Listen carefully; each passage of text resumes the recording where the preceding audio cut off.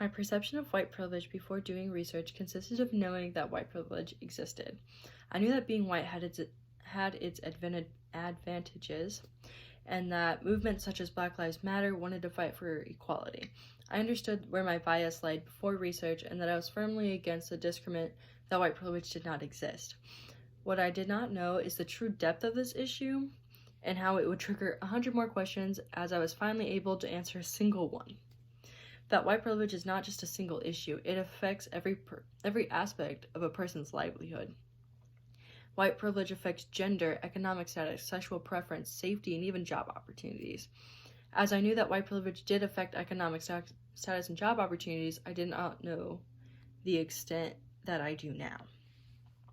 The extent to my knowledge was basically racial inequality and police brutality due to the Black Lives Matter movement that sparked in March.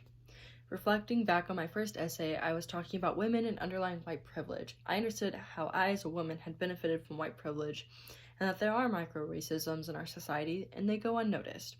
They go unnoticed because white people are not inconvenienced in the same way, so therefore nothing changes. White privilege digs much deeper than foundation shades and hair products.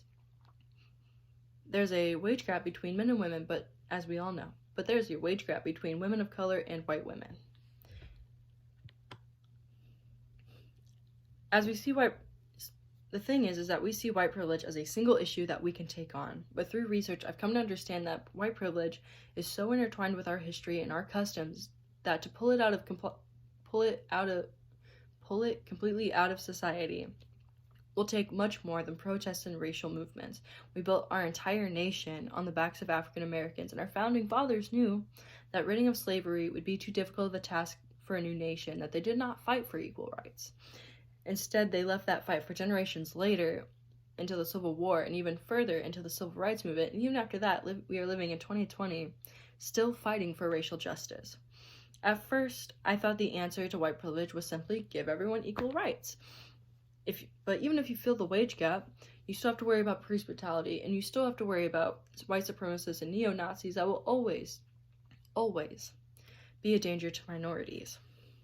I learned that white privilege affects every minority. I learned the reason why people believe white privilege doesn't exist is because white people don't want to admit that they are part of a problem. It is easy to say, I am not racist, I would never hate anyone for their skin color, but it is so much harder to say, I have benefited from white privilege because of my skin color, and that should be changed. What people do not understand is that taking away privilege should not mean white people lose their jobs or get more targeted by police. It just means we raise minorities to the same opportunities as whites.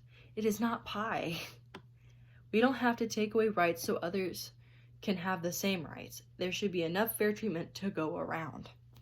A new perspective that I explored was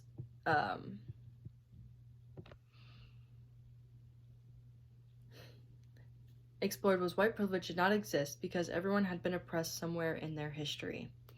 Though they agreed that slavery was awful, they also believed white history such as the Holocaust made the playing field of oppression equal.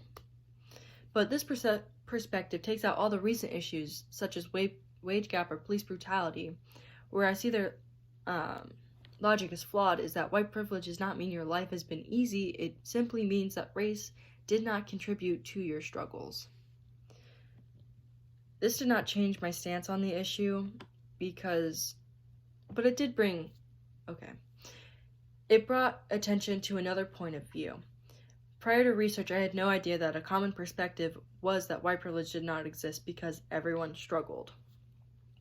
Everyone is capable, the whole thing is everyone is capable of success with a little hard work.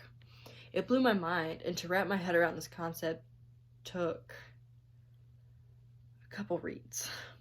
My first instinct was to be angered by this mentality, but I grew to understand that it's easy to gain such a brash outlook on an issue if you take away all the other factors.